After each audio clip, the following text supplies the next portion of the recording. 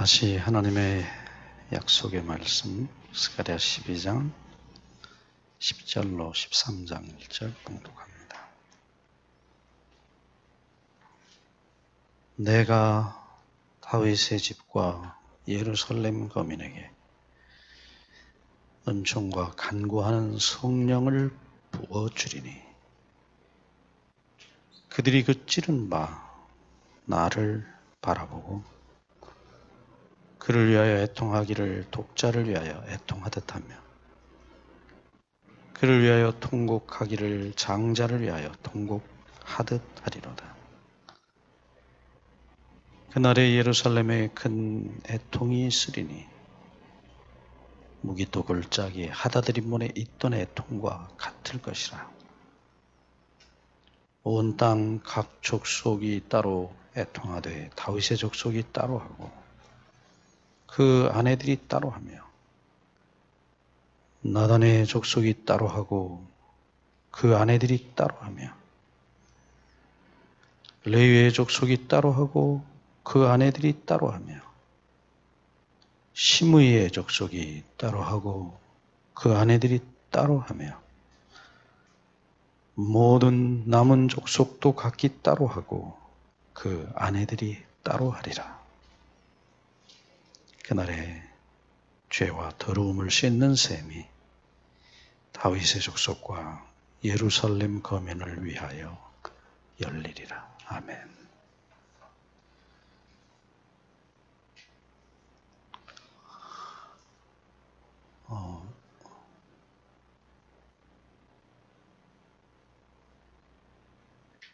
이 은혜의 성령, 이 은혜라는 단어만 우리가 일주일 내내 공부해도 다 못합니다.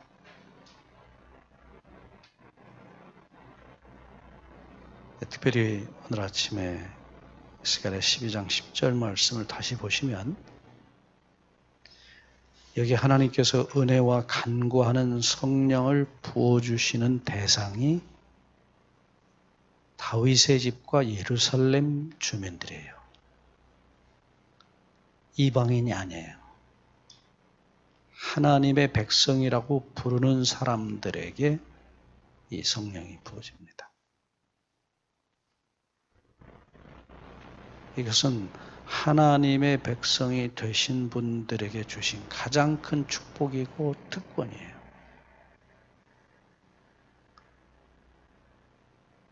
여러분이 이미 예수님을 마음속에 영접하셨고 하나님의 백성이 되셨기 때문에 이 축복은 바로 저와 여러분의 것입니다.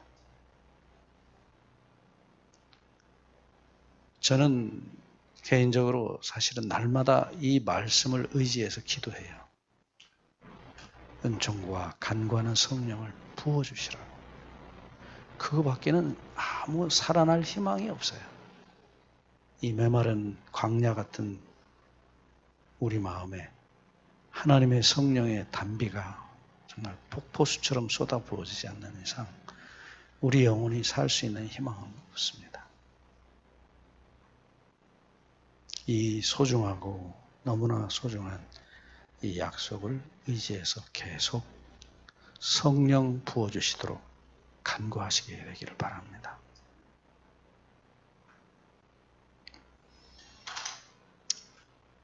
이 은혜라는 말씀 조금만 더 말씀을 드리고 앞으로 더 가겠습니다. 여기 은혜라는 단어는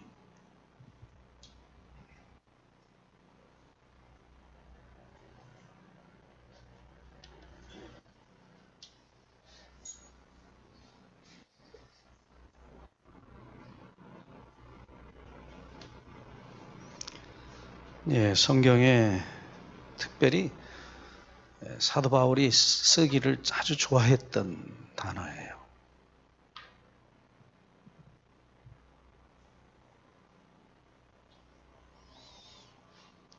우리 대표적인 말씀, 시간 관계상 다 다룰 수 없기 때문에 대표적인 말씀 하나 찾아보고 가겠습니다.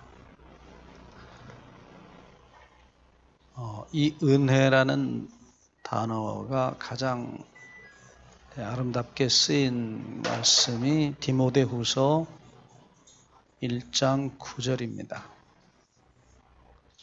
이 디모데후서는 사실은 바울이 공식적으로 마지막으로 썼던 편지서예요.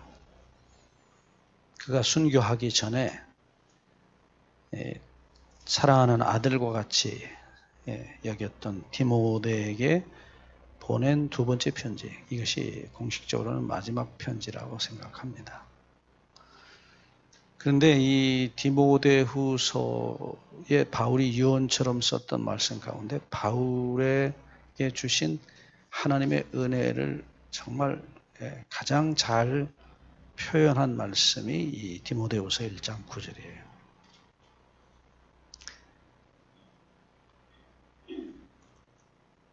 말씀 함께 보시죠. 하나님이 우리를 구원하사 거룩하신 부르심으로 부르심은 우리의 행위대로 하심이 아니요 오직 자기 뜻과 영원한 때 전부터 그리스도 예수 안에서 우리에게 주신 은혜대로 하심이라. 아멘. 여러분도 이 말씀은 다 암송하실 수 있게 되길 바랍니다. 너무너무 소중한 말씀이에요.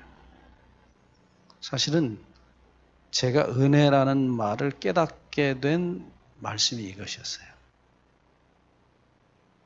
제가 어느 날 이 말씀을 읽는데 이 말씀이 글자가 아니고 살아서 움직이는 불처럼 제 가슴을 와서 때렸습니다. 그날 정말 하루 종일 울었어요. 눈물을 그칠 수가 없었어요. 다시 한번 보시죠.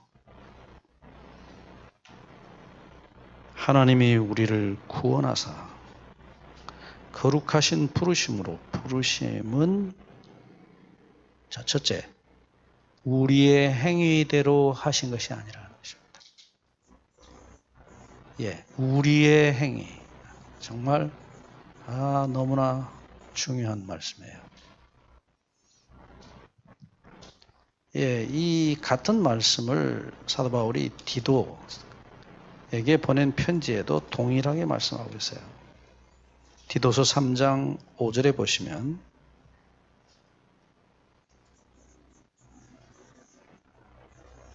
이 디도에게 보낸 편지 가운데 이렇게 말씀합니다. 우리를 구원하시되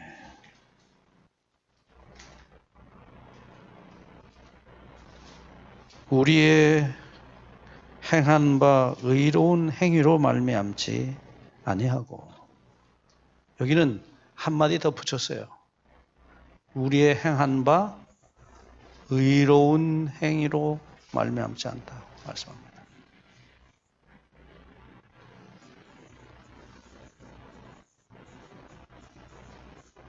자,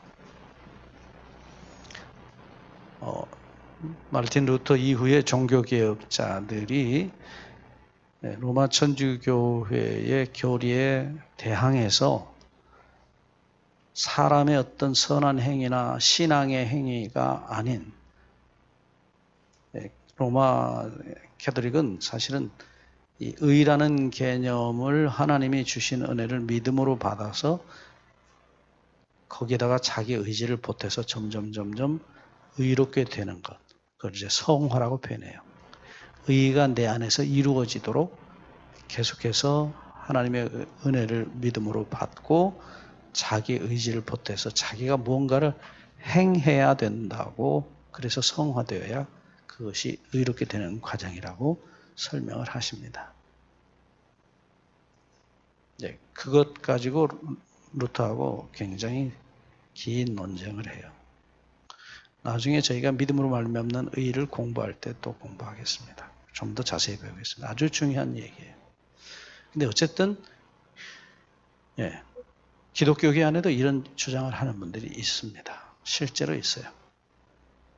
근데 어찌됐든 이 이야기를 우리가 이 말씀을 주목하면은 여기는 분명히 우리의 행한 바 의로운 행위가 우리의 구원과는 전혀 상관이 없다는 것입니다. 그러니까 인간의 행위는 아니라는 거예요. 예수님 당시로 말하면 바리새인의 의입니다. 인간이 열심히 최선을 다해서 노력한 행위의 결과. 예를 들면 예수님 말씀대로 바리새인들은 일주일에 2번씩 금식을 합니다. 얼마나 철저히 자기를 낮추고 겸비하게 하고 회개하게. 그래서 한 번도 아니고 일주일에 2번씩 금식을 해요. 여러분, 저도 과거에 일주일에 하루씩 금식했던 일이 있었어요. 정말 쉽지 않은 일이에요. 그런데 이틀을 계속한다. 매주일 이틀씩 계속 금식한다. 저는 못할 것 같아요, 솔직히. 그것이요, 혹은 몇 주일, 몇 달, 그건 가능할지 모르겠어요. 특별히 밖에서 육체적 노동을 하는 분이 일주일에 하루 금식한다. 혹 가능할 수 있어요. 근데 이틀을 한다면 여러분 가능하지 않아요. 쉽지 않은 일이에요. 그렇게 의로운 사람들이에요, 바리새인들이. 그래서 바리새라는 말 자체가 분리되어 있다. 따로 떨어져 있다는 뜻이에요. 그러니까 얼만큼 그들이 깨끗하게 살려고 했던 사람들인지 알 수 있어요. 그럼에도 불구하고 일주일 내내 금식한다 할지라도 사람의 의로운 행위가 결단코 우리의 구원의 근거가 되지 못한다는 사실이에요. 어떤 행위도 마찬가지예요. 그건 나중에 우리가 죄에 대해서 공부할 때 다시 자세히 배우겠습니다. 왜 그런지. 인간의 행위는 처음부터 끝까지가 다 죄예요. 왜 죄인지를 몰라요, 사람들이. 마귀가 우리에게 교육을 시킬 때 율법을 유대인들에게 교육시킨 것처럼 문자대로 살인하지 않고 간음하지 않고 도적질하지 않고 거짓말하지 않으면 되는 거예요. 그게 의라고 생각했어요. 그렇게 가르쳤어요. 사도 바울이 그 얘기를 로마서 2장에서 자세히 합니다. 근데 어찌됐든 이런 인간의 의로운 행위는 절대로 구원의 근거가 되지 못해요. 그것은 다 더러운 옷과 같다라고 이사야 64장에서 이사야가 말씀합니다. 어떤 것도 마찬가지예요. 근데 우리는 조금 이렇게 오늘을 잘 살았다 생각하면 저녁에 기도할 때 하나님 감사합니다. 오늘 죄 짓지 않게 해주셔서 감사합니다. 그리고 죄인이란 소리는 안 해요. 착하게 살게 해주셔서, 의롭게 살게 해주셔서 감사합니다. 그리고 끝이에요. 정말 저는 더러운 죄인입니다. 머리를 둘 수 없는 죄인입니다. 그런 소리 안 해요. 저부터 그래요.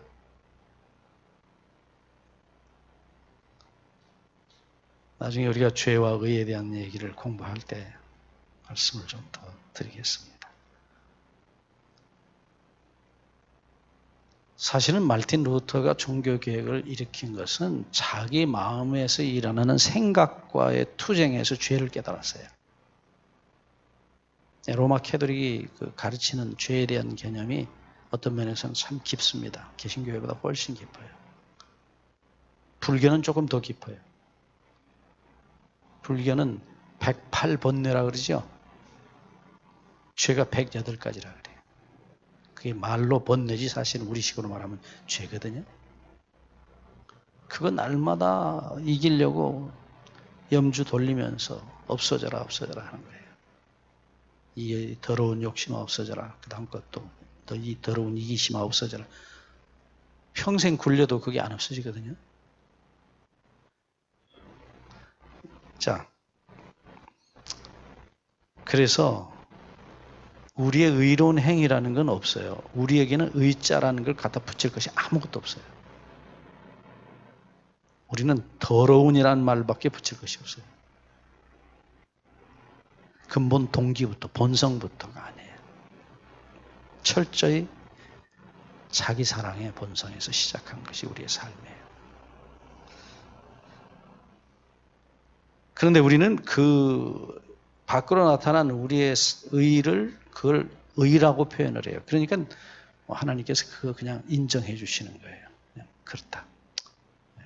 도리가 없어요. 모르는 걸 어떻게 하겠어요.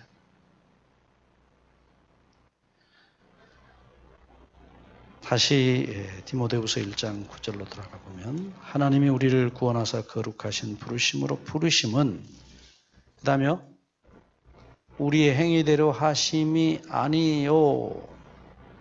오직입니다. 오직 유일한 것이에요. 오직 자기 뜻과 여기 뜻이란 말이 나타났는데 앞에 오직하고 뜻과 이 과자라는 헬라어가 카이라는 접속사인데 이게 카이란 말은 과란 뜻도 있고 곧 앞에 것을 설명하는 곧이란 말로도 설명을 할 수 있는 그런 접속사예요. 네. 그러니까 지금 앞에 오직이 붙었기 때문에 저는 저보고 번역하라면 오직 자기 뜻 그리고 그 다음에 곧 설명을 하는 거예요.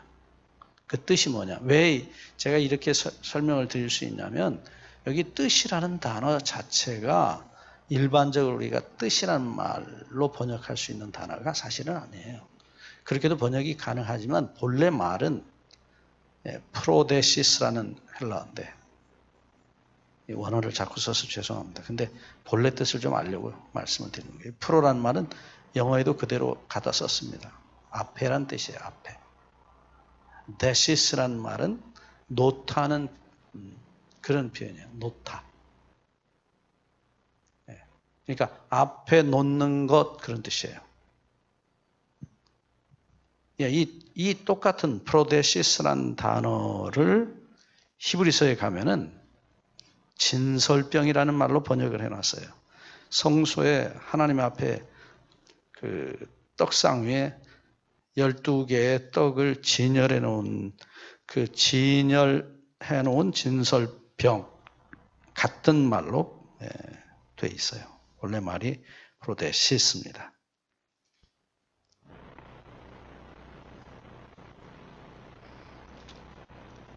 네, 히브리서에 보면 이 말씀을 그렇게 번역하고 있어요. 히브리 9장 2절입니다. 히브리서 9장 2절 예비한 첫 장막이 있고 그 안에 등대와 상과 진설병이 있으니 여기 진설병 할 때 진설병입니다. 이 병자는 사실 떡병자예요. 한자로 써서 그렇게 썼습니다. 진설해 놓은 사실은 빵이죠. 밀가루로 만들었기 때문에. 어찌됐든 요 하나님께서 차려놓으신 상, 음식 그런 겁니다. 엄마가 아이를 위해서 정성을 다해서 맛있는 음식을 차려놨어요. 애가 할 수 있는 일이 뭐예요? 먹는 거예요. 다른 거 아무것도 할 게 없어요. 하나님이 준비해 놓으신 은혜입니다. 다시 디모데후서 1장 9절로 돌아가면 이 말씀 속에 나타난 중요한 하나님의 은혜를 봅니다.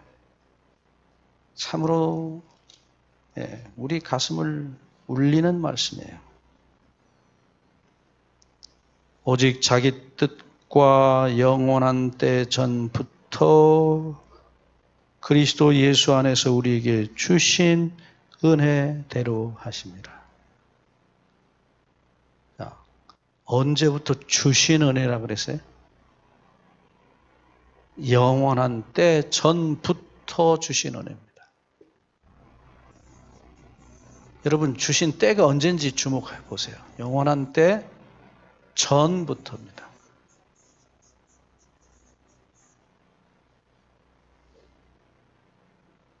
영원한 때 전에는 우리 없었어요. 그렇죠?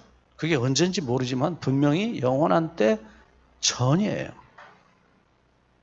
그때부터 이미 주신, 주신이란 말 굉장히 중요한 말이에요. 제가 이 말씀을 헬라어로 찾아보면서 다시 한번 확인했어요. 주셨다고. 분명히 만들어서 회개할 때 내주겠다, 보관해 놓겠다. 그러니까 회개하고 내게 돌아와라. 그러면 내가 내주마. 그런 얘기 아니에요. 우리의 회개와 관계없이 이미 주어졌다는 거예요. 이미 주셨어요. 성경 바꾸지 마세요. 저도 여러분도 하나님의 말씀을 바꿀 권세 없습니다. 누구도 한자도 바꿀 수 없습니다. 이것이 바울이 하나님께, 예수님께 직접 받은 계시예요. 놀라운 얘기예요. 저는 사실은 이 말씀을 수도 없이 전에 읽었지만은 이 말씀을 어떻게 이해하고 있었냐면 제가 하나님께서 영원전에 나를 용서하신 은혜를 만들어 놓고 기다리다가 내가 하나님께 돌아가면 회개하면 주시려고 기다리고 있던 은혜라고 생각을 했어요. 대부분 사람들이 그렇게 생각해요. 어떻게 생각하세요? 그런데 그날 아침에 제가 이 말씀을 읽는데 아까도 말씀드렸지만 성령께서 이 말씀을 가지고 정말 이게 불덩어리 같은 말씀이에요. 이 얼마나 뜨거운지 제 가슴으로 와서 탁 터치하는 거예요. 여러분과 제가 회개를 하면 얼마나 하겠어요? 평생 회개하면 여러분 주에 다 회개할 것 같아요? 그냥 나쁜 말 한 것, 나쁜 행동한 그 정도 회개해요, 우리가. 근데 나중에 우리 봅니다만 예수님은 죄를 생각이라 그랬어요. 네, 마태복음 15장 19절에 악한 생각이라 그랬어요. 나중에 우리 봅니다. 그거 회개하려면요, 평생 회개해야 돼요. 그냥 아무것도 하지 말고 회개만 해야 돼요. 그래도 다 할 수 있어요? 못해요. 왜? 나중에 우리 봅니다만. 네. 이 죄를 만들어내는 공장이 있어요, 공장. 이게 없어져야 되는데 이게 안 없어져요.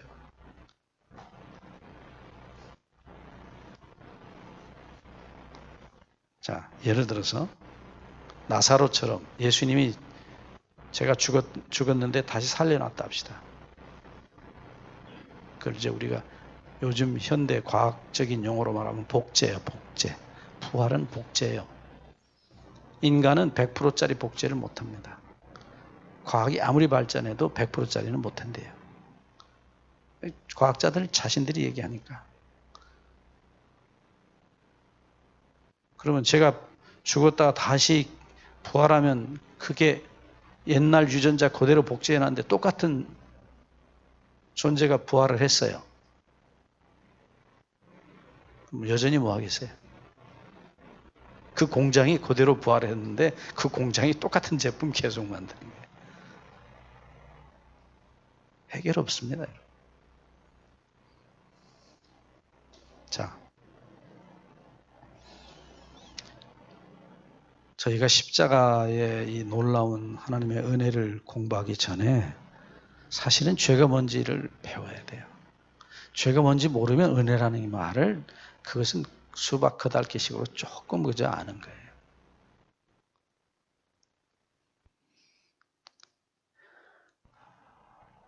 사실은 저 개인적으로는 이 십자가의 은혜를 평생 연구한 사람이에요. 저는 여기에 제가 정말 올인했다고 해도 과언이 아니에요.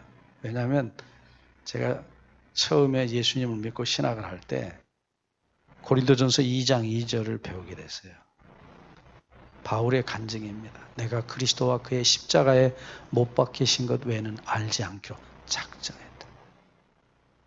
사도 바울이 아테네에 가서 전도하고 나서 실패한 뒤에 이 말씀을 썼다고 어떤 분들이 그렇게 말씀을 하시는데 모르겠어요.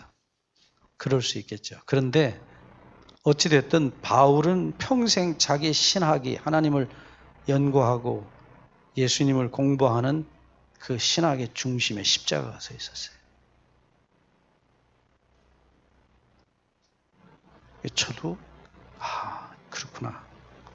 그리고 어렸을 적부터 어머니가 제 가슴에 심어준 이 십자가. 저희 어머니는 그거 하나 딱 심어주고 가셨어요. 그래서 이 십자가를 붙들기 시작했고 거기 올인했어요. 그런데 제가 지금도 그렇게 합니다. 근데 가면 갈수록 제 가슴이 아파요. 지금도 아파요. 어떻게 예수를 믿으면 점점 행복해져야지 왜 아프냐 그래요, 사람들이. 감사하고 기뻐하고. 네. 할렐루야. 아니요, 저는 아니에요. 물론 그래요, 저도. 하지만 뿌리 없는 나무가 있을 수 없듯이 제 가슴에 더 깊이 뿌리가 내려갈 때마다 제 속에 있는 악 덩어리를 보게 돼요. 저는 요즘에 제가 죄인이라고 생각 안 하고 악인이다 그렇게 생각을 해요. 죄와 악이라는 게 사실 같은 내용의 얘기인데 저는 제 나름대로 그냥 구별을 해보는 거예요. 여러분은 죄인이실지 모르지만 저는 악인이에요. 죄 덩어리가 아니라 악 덩어리예요. 그 제 속에 있는 이 악 덩어리가 우리 주님의 가슴을 그렇게 아프게 끝에는 터져버리게 만듭니다. 그게 가끔 와요, 제 가슴에. 그래서 십자가에 돌아가신 주님을 쳐다볼 때마다 그 아픔이 와요. 물론 나 같은 죄인을 용서하신 그 용서에 대한 감격이 정말 소리도 낼 수 없는 그 감격이 제 속에 있지만 동시에 있는 것이 그것이에요.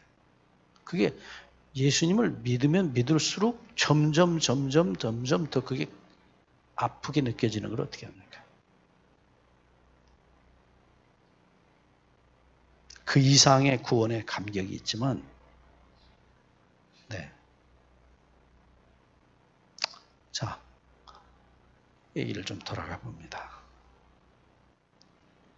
영원 전부터 우리에게 주신 은혜라. 그러니까 이 은혜라는 말 외에는 사실은 우리가 구원 얻을 수 있는 어떤 다른 방법도 없어요.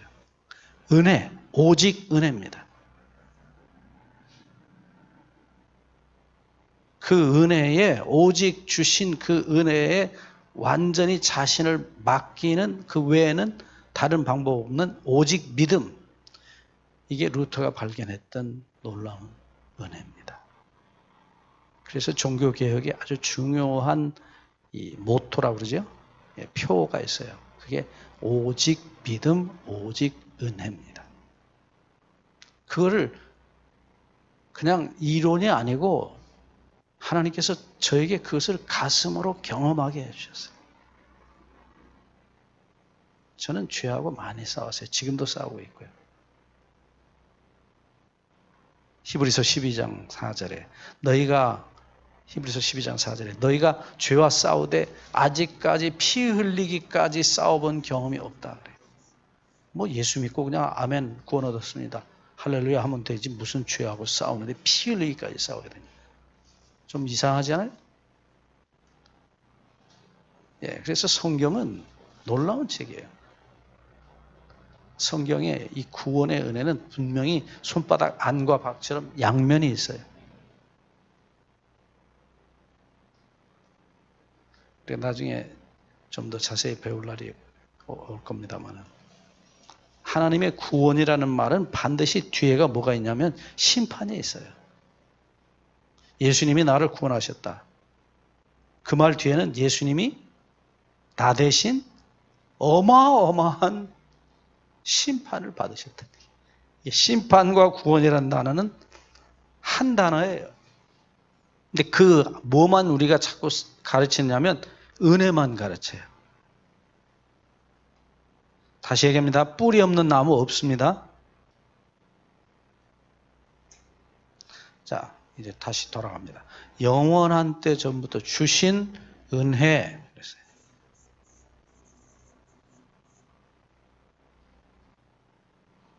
제가 회개하든지 안 하든지, 예수님을 알든지 모르든지, 믿든지 안 믿든지 상관없이 영원한 때 전부터 이미 주신 은혜. 여러분,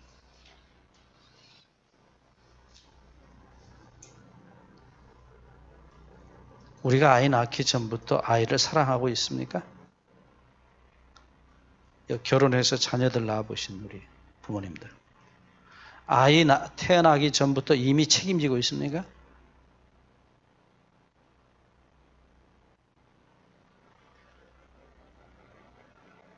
저도 자녀를 낳아서 길러보면서 그걸 경험했어요. 언제까지요? 죽을 때까지요. 내가 존재하는 시간까지. 네? 제가 영원히 산다면 우리 아이를 영원히 사랑하고 책임질 거예요. 그래서 예레미야 31장 3절에 하나님께서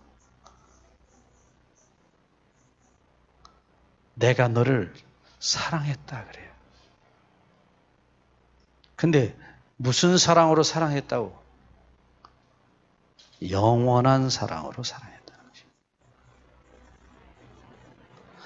이 영원한 사랑으로 사랑했다라는 여기 말씀이 히브리어는 시제가 시간을 표시하는 말이 두 가지밖에 없어요. 완료하고 미완료. 이미 끝난 사건을 설명할 때는 완료 그래요.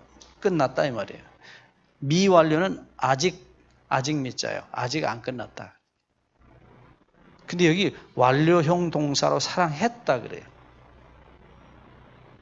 이 완료형으로 시제를 표시할 때는 꼭 옛날 사건만 얘기하는 게 아니에요. 확실한 사건을 얘기할 때 완료형을 써요. 변하지 않는 사건을 말할 때 완료형을 써요. 자, 집에서 아이들이 놀다가 엄마 없는데 엄마가 사랑하던 그 1,000만 원짜리 도자기, 예쁜 도자기를 잘못해갖고 동생이 깨뜨렸어요. 그럼 언니가 동생 보고 하는 말이 있어요. 너 오늘 죽었다 그래. 죽을 것이다가 맞아요? 죽었다가 맞아요? 앞으로 이제 엄마 들어오면 너 가만히 안 둘 거라고 이제 혼날 거라. 근데 표현을 어떻게 하죠?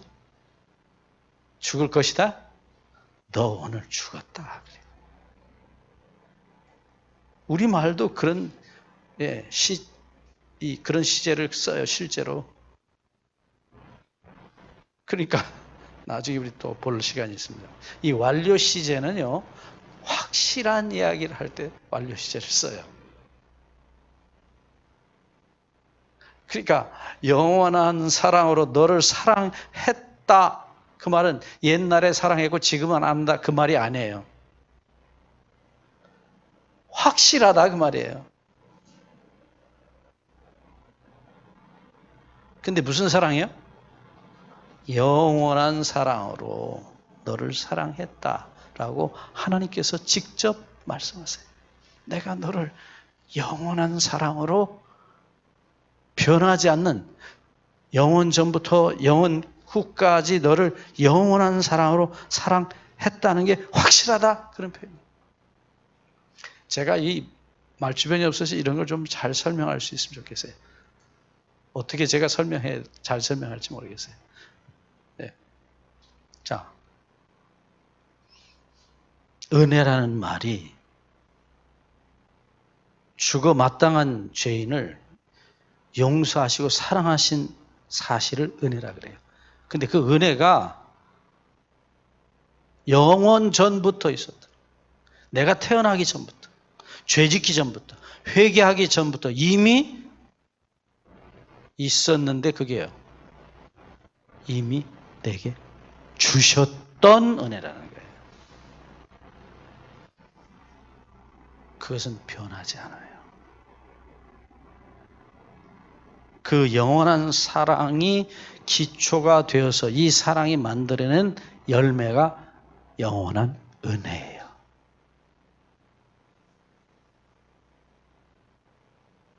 그 영원한 사랑이 우리가 죄짓기 전에는 무엇으로 나타났어요? 복이요, 복.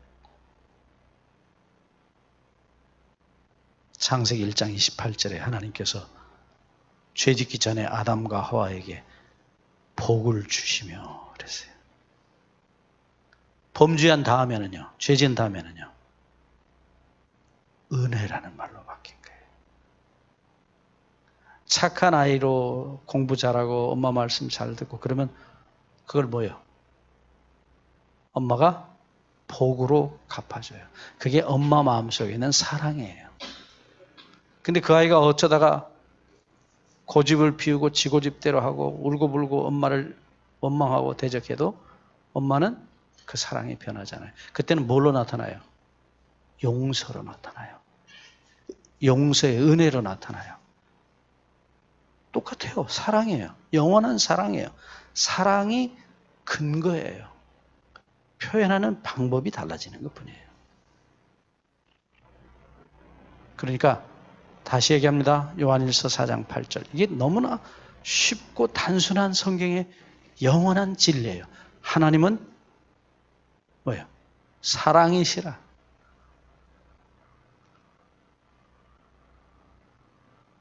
요한일서 4장 8절의 이 위대한 진리. 요한이 평생 예수님을 섬기고 사귀면서 얻은 진리예요. 하나님은 사랑이시라. 아멘. 그거보다 더 좋은 말씀이 어디 있어요?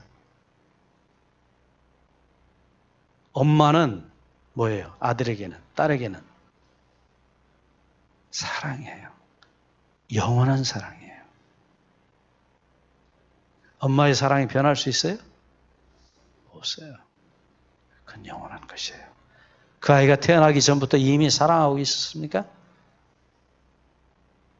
태어나면 이름을 뭐라고 짓겠다고 이미 속으로 말하고 있죠.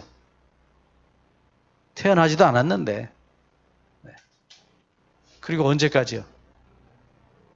내가 죽을 때까지. 내가 존재하는 그 시간까지. 우리 하나님 아버지는 돌아가십니까? 안 돌아가십니까? 안 돌아가셔요. 그러니까 하나님만이 뭐라고요? 내가 너를 영원한 사랑으로 사랑했다 라고 말할 수 있어요. 여러분이 그 아버지의 아들이고 딸인 것을 기억하세요. 여러분은 변해도 여러분의 아버지는 영원히 변하실 수 없어요. 변하지 않는 게 아니고 변하실 수 없다고요. 그게 우리의 구원의 근거예요. 다시 디모데후서 1장 9절로 돌아갑니다. 영원한 때 전부터 주신 은혜. 제가 그날 아침에 이 말씀이 제 가슴에 와서 닿는데 견딜 수가 없더라고요. 열린 수도꼭지처럼 계속 화장실에 가도 안방에 가도 사무실에 가도 물이 계속 흘러내리는 거예요. 이럴 수가. 어떻게 이럴 수가. 감당이 안 돼요. 영원한 때 전부터 누구 안에서요? 그리스도 예수 안에서. 자, 이 말씀 참 놀라운 표현이에요. 그리스도 예수 안에서 주신 은혜. 그러니까 영원한 때 전에는 예수님이 하나님이셨어요. 사람이신 예수님이 아니에요. 그런데 이 성경은 분명히 말하기를 바울은 하나님께서 주신 계시를 통해서 말씀하신 거예요. 영원한 때 전에 하나님이셨던 예수님이 이미 그때부터 우리 대신 죽임을 당하시는 예수가 되었다는 거예요. 인간 예수였다. 죽임을 당하는 구약의 성소에서는 어린 양이었다는 거예요.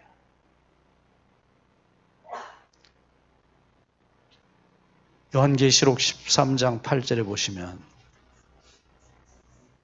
창세로부터 죽임을 당한 어린 양이라는 말이 나와요. 창세기 3장을 읽어보면 창세기 3장 21절에 분명히 거기 아담이 죽어야 되는데 양이 죽은 기록이 나와요. 하나님께서 가죽옷을 지어 아담과 하와를 위하여 그들에게 입히셨다는 기록이 나와요.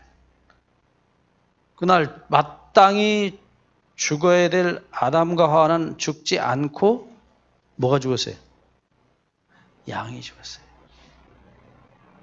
놀라운 얘기입니다. 그런데 그 양이 바로 이 세상에 오셔서 우리를 대신해서 돌아가실 하나님의 아들 예수 그리스도에 대한 모형이었어요. 예수님이 이 땅에 오셨을 때 세례 요한이 성령에 감동돼서 소리를 지릅니다. 보라, 세상 죄를 지고 가는 하나님의 어린 양이로다.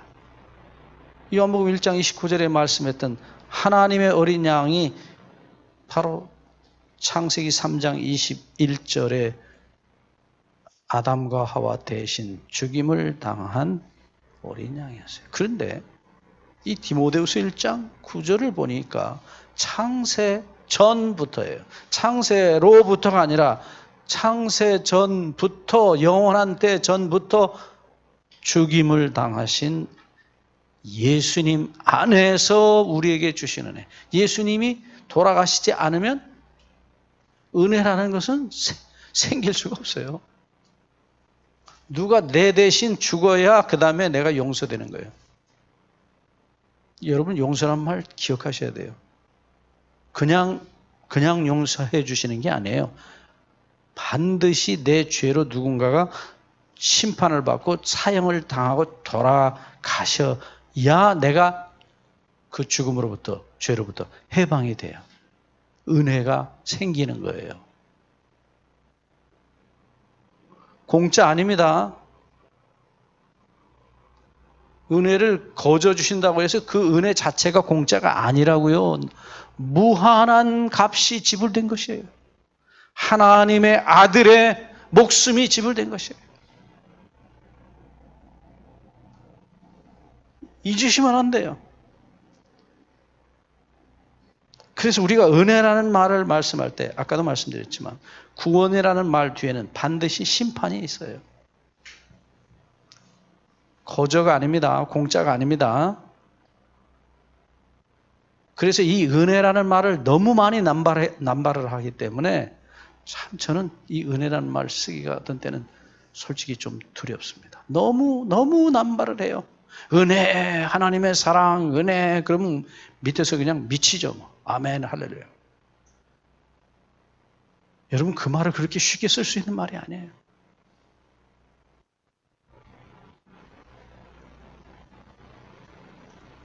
하나님의 은혜를 발견했던 선지자 이사야. 그 앞에서 하나님의 은혜를 노래하던 거룩하다, 거룩하다, 거룩하다. 하나님의 성소에서 불태워지는 양, 예수님이죠. 심판의 불로 태워지시는 양을 보면서 천사들은 얼굴을 가리고 발을 가리고 거룩하다라는 찬양을 합니다. 그 놀라운 희생 앞에서 감히 눈을 뜨고 볼 수 없는 것이. 우리는 이게 무슨 그냥 싸구려 시장에 돗대기 팔듯이 두렵지 않습니까, 여러분? 저는 정말 이 말씀을, 십자가의 이 말씀을 나눌 때마다 가슴이 두려워요. 떨립니다. 자, 다시 돌아갑니다. 이 은혜는 내 의지와 내 믿음과 상관없이 이미 우리에게 주어졌다는 것이에요.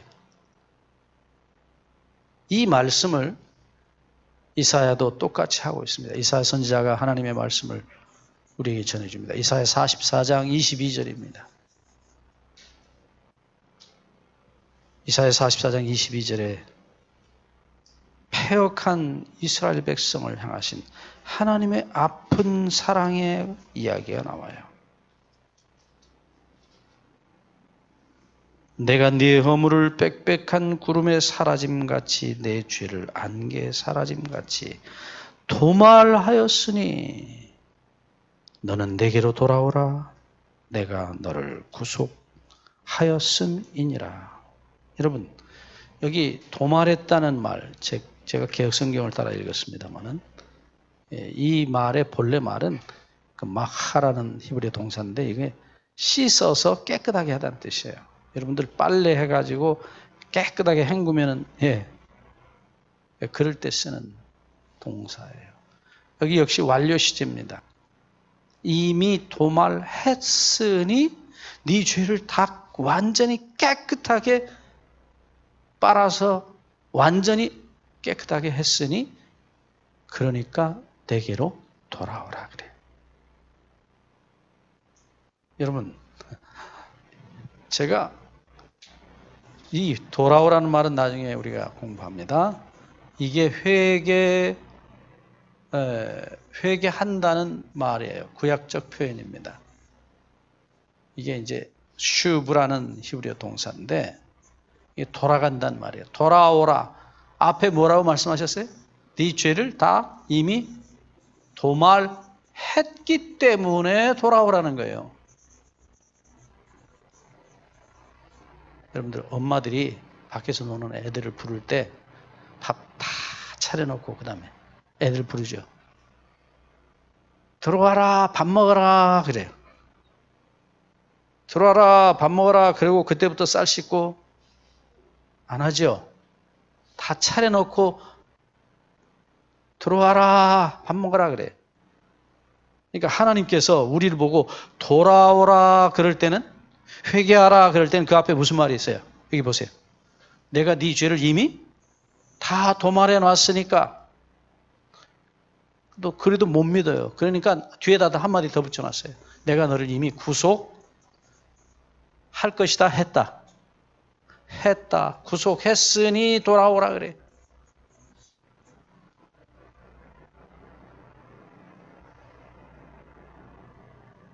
이해되십니까?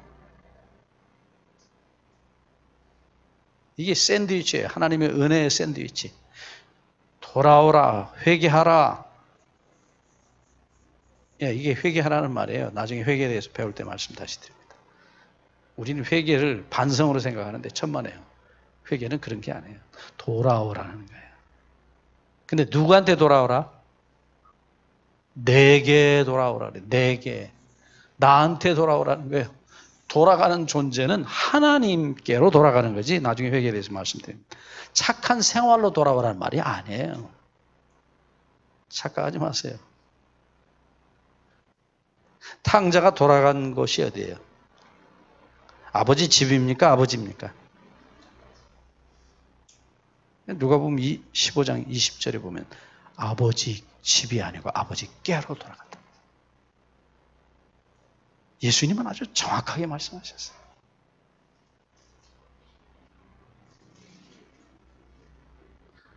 예수 믿는 사람들 보고 물어보면 우리 다 천당 가려고 예수 믿는다 그래. 예? 예수 천당 불신 지옥 서울역 앞에면 맨날 그거 하는 사람 있죠. 예수 천당이 아니고 예수 그 다음에 천당이 아니고 뭐예요? 아버지요. 천당이 아니에요. 집당자 천당이 아니에요. 하늘집이 아니고 아버지 하나님이에요. 돌아가는 것은 아버지 하나님께로 돌아가는 거예요.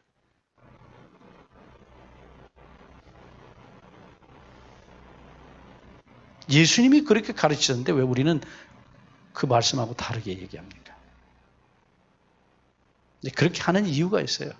왜? 한마디로 얘기하면 내가 거기 가서 영원히 행복하게 살고 싶다. 그러니까 여전히 자기를 사랑하고 있는 거예요. 그게 죄인지도 모르죠. 아버지 집이 기다립니까? 아버지가 기다리십니까? 아버지 집이 그 궁궐 같은 집이 나를 기다리고 있어요? 아버지가 기다리고 계세요? 근데 왜 그렇게 말합니까? 예수님은 아버지께로 돌아갔다 그랬는데 왜 우리는 그렇게 말합니까? 철저히 이기적이에요. 나중에 우리 죄에 대해서 봅니다만. 죄가 뭔지 모르니까 그런 소리입니다. 다 내가 해결했다. 용서했다. 그러니까 제발 돌아만 와라. 아버지가 기다린 건 아들이 가져간 돈입니까? 아들입니까? 아버지가 뭘 기다리고 있어요? 아들을 기다려요? 아버지가 준 돈을 기다려요? 아들이요? 아들 안 하면 돼요.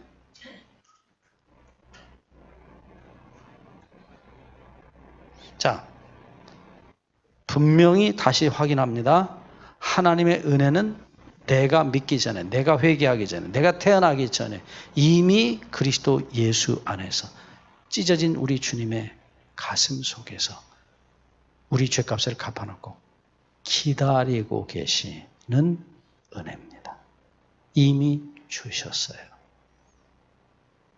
자, 이제 이 같은 책 이사야 55장 7절을 봅니다. 이 말씀 속에서는 하나님께서 뭐라고 말씀하시느냐? 이 똑같은 이사야의 선지자의 기별을 통해서 하나님께서 두 가지를 말씀하셨어요. 두 번째 것이 이것입니다. 악인은 그 길을 불의한 자는 그 생각을 버리고 여호와께로 돌아오라. 똑같습니다. 돌아오라는 말. 그리하면 그가 긍휼히 여기시리라. 우리 하나님께로 나오라. 그가 널리 용서하시리라. 자, 이게 똑같은 말씀. 돌아오라. 근데 분명히 앞에 조건이 있어요. 내 죄를 버리고입니다. 내 죄를 버리고 돌아오라. 그리하면 내가 용서하리라 말씀하세요. 여기는 용서하다는 말씀이 미완료형 동사예요. 앞으로 그렇게 해주겠다는 얘기예요. 그러면 언제는 이미 용서하셨다고 하신 아버지가 앞으로 돌아오면 내가 용서하겠다고 말씀하십니다. 그럼 어떤 말이 진짜 아버지 말씀입니까? 다 하나님 아버지 말씀이신데. 자, 여기서 기억하셔야 돼요. 이미 용서하셨고 용서는 이미 주어져 있는데 그 용서를 받는 죄인, 받는 아들의 입장에서는 손에 쥐고 있던 죄를 내려놓아야 아버지가 이미 주신 용서를 받을 수 있는 거예요. 용서의 주인이신 아버지 입장에서 용서했다, 그리고 용서하겠다라는 말씀을 하시는 것은 제발 네 죄를 내려놓고 내가 이미 너에게 준 용서를 받아 달라는 호소예요. 오해하지 않기를 바랍니다.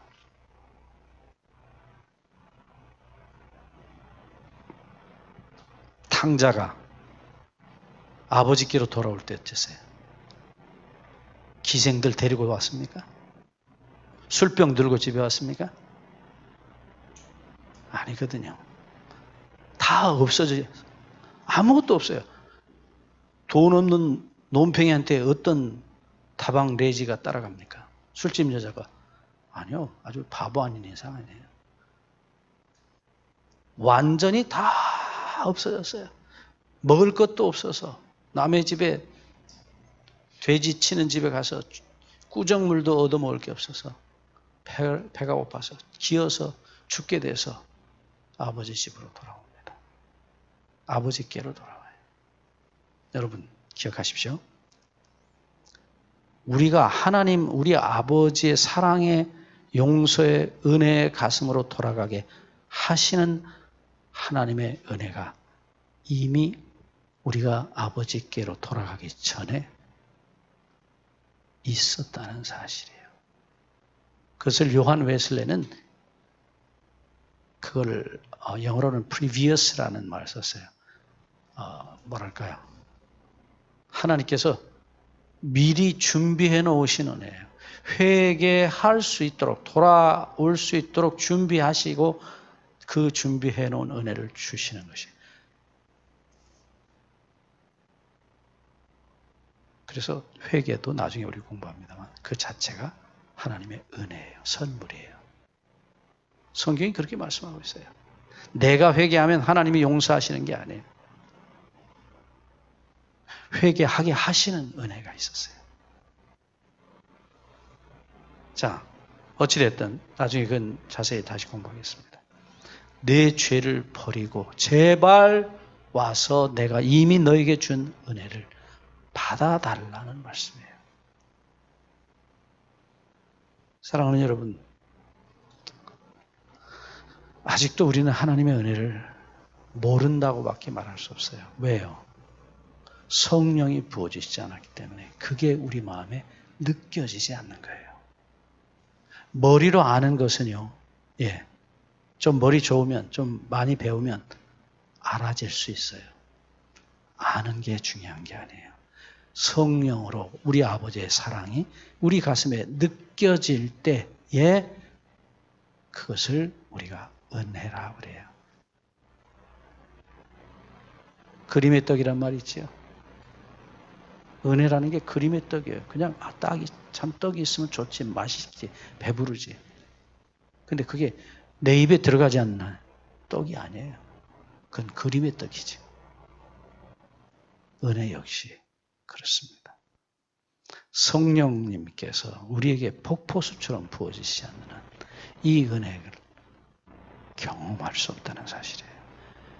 오늘도 더 간절히 하나님의 성령을 우리에게 폭포수처럼 부어주시도록 기도하시게 되기를 주의 이름으로 다시 한번 간절히 호소합니다. 기도하겠습니다.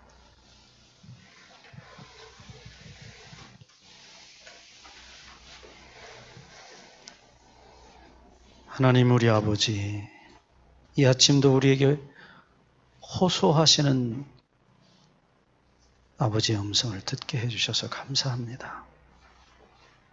그러나 아버지, 우리는 마른 막대기 같은 죄인들입니다. 생명 없는 죽은 죄인들입니다. 약속하신 대로 성령의 단비를 저희 모두에게 폭포수처럼 적게 아니고 많이 쏟아 부어주시겠다 하시는 주님의 약속을 따라 우리에게 부어 주시옵소서. 우리를 불쌍히 여겨 주시옵소서. 우리를 살려 주시옵소서. 예수님의 이름으로 간구하옵나이다. 아멘.